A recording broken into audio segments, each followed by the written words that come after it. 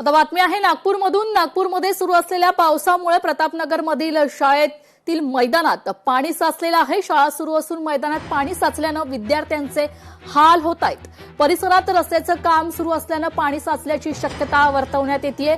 सकाळपासून नागपूरमध्ये हलक्या स्वरूपाचा पाऊस सुरू असून त्यामुळे सकल भागात पाणी साचायला आता सुरुवात झाली। आज पावसाचा येलो अलर्ट असल्यानं दुपारी चांगल्या पावसाचा अंदाज हवामान खात्यानं व्यक्त केला आहे। प्रशासनाच्या नागरिकांना सतर्कतेचा इशारा देण्यात आलेला आहे।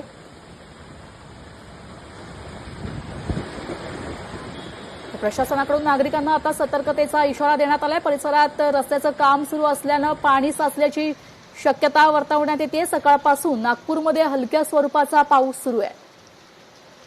आपण हे दृश्य पाहतोय। सकल भागात पाणी साचलेलं आहे आणि शाळेत पाणी साचल्यामुळे शाळेतल्या मुलांना आता बाहेर काढण्याचं काम सध्या चालू आहे। रेस्क्यू करण्यात येते। शाळेत गेलेली मुलांना आता बाहेर काढण्यात येते।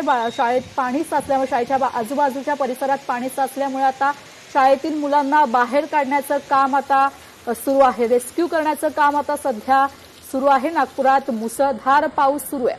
गेल्या 2 तासांपासून नागपुरात मुसळधार पाऊस सुरू आहे। मुलांना शाळेतून बाहेर काढण्याचे सध्या प्रयत्न सुरू आहेत। आपण हे दृश्य पाहतोय।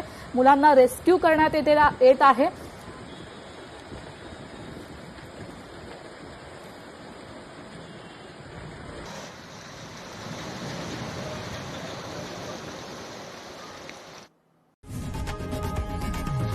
लोकशाही मराठी ऐका, पहा, जागरूक रहा।